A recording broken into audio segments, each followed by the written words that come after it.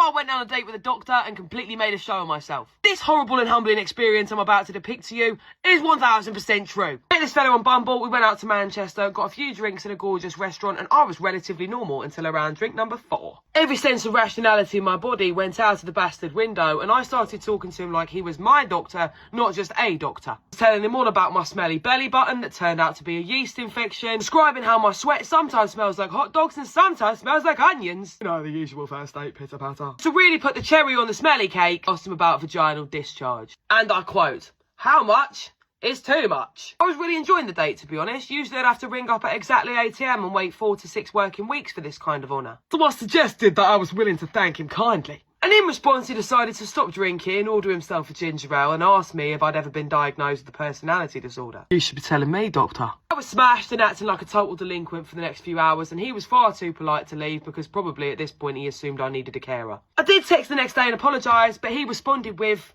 "The date worked me to the very marrow. Thank you for the experience, but we are very different people." Offensive? Yes. Objectively true?